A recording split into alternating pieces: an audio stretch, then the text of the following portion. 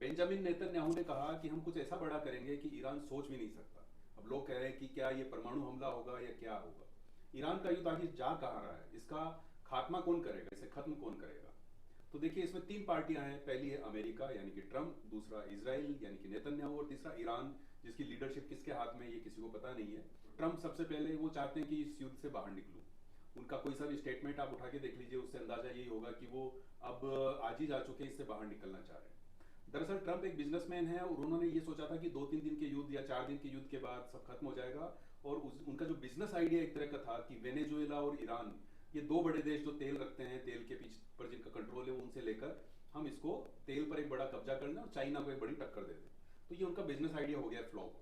अब वो इसमें कुछ कर नहीं पा रहे हैं और उन्होंने 24 घंटे पहले एक अल्टीमेटम जैसा दिया ईरान को कि ईरान 48 घंटे में स्टेट ऑफ होमरूज से अपना नियंत्रण हटा ले और जहाजों की आवाजाही, तेल के जो जहाज हैं उनकी आवाजाही को ईजी करे। अगर ईरान ऐसा नहीं करता है तो वो उसके पावर सेंटर्स पर हमला करेगा। जहां उसको लगा कि ईरान उसके इस अल्टीमेटम पर जवाब देगा और वो सरेंडर करेगा या कुछ ना कुछ रिएक्ट करेगा। ईरान का जवाब ये आया कि हम ये नहीं करने वाले। अगर आप हमारे पावर सेंटर्स पर, एनर्जी के केंद्रों पर हमला करेंगे तो हम जो तेल के सारे जो केंद्र आपके पूरे इस खाड़ी में हैं, और अमेरिका के जो सेंटर हैं, अमेरिका के जो पावर सेंटर बने हुए हैं, उन पर नेवल के जो सेंटर हैं उन पर हम हमला करेंगे। तो कुल मिला के बात ठहर गई और 48 घंटे भी बीतने को हैं। अब ट्रंप क्या करेंगे। तो तीसरा जो इसमें स्टेक होल्डर है वो ईरान। तो ईरान इस बार क्या करना चाह रहा है, ईरान कुछ ना कुछ साबित करना चाह रहा है। वो अपने आप युद्ध से बाहर नहीं आ रहा है, सरेंडर नहीं कर रहा है। वो बराबर की टक्कर दे रहा है। उसकी लीडरशिप की पहली लेयर, दूसरी लेयर, तीसरी लेयर तबाह हो चुकी है, मर चुके हैं उसके नेता। इसके बावजूद वो इस युद्ध से पीछे हटने को तैयार नहीं है। तो तीन स्टेक होल्डर हैं। तीसरे नेतन्याहू है। नेतन्याहू का जीवन ही युद्ध पे चल रहा है। उसको इसराइल की राजनीति में बने रहने के लिए लगातार युद्ध करने ही है।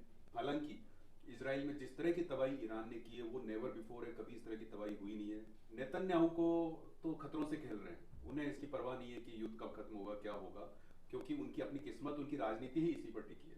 तो ईरान बाहर नहीं होना चाहता, वो साबित करना चाहता है कुछ। ईरान ये साबित करना चाहता है कि अमेरिका की दादागिरी लंबी नहीं चलेगी, कहीं भी नहीं चलेगी। कोई तो है जो उसके खिलाफ आवाज उठाएगा। अमेरिका और इसराइल को अब कुछ ना कुछ ऐसा भी करना पड़ेगा जिससे डोमिनेंस उनका जाहिर हो और लगे कि युद्ध उन्होंने बड़े अंतर से जीत लिया है।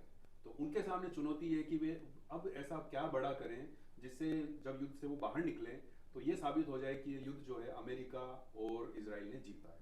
तो सबकी अपनी अपनी विवशनाएं हैं, सबको कुछ ना कुछ साबित करना है। और युद्ध एक मुहाने पे आया है जहां पे परमाणु बम की आशंका भी लोग जता रहे हैं। जो नेतन्याहू ने कहा, पगलाए हुए लोग हैं, कुछ भी हो सकता है। हालांकि परमाणु हमला आसान चीज नहीं है, बट युद्ध एक ऐसे चौराहे पे खड़ा है जहां पे कोई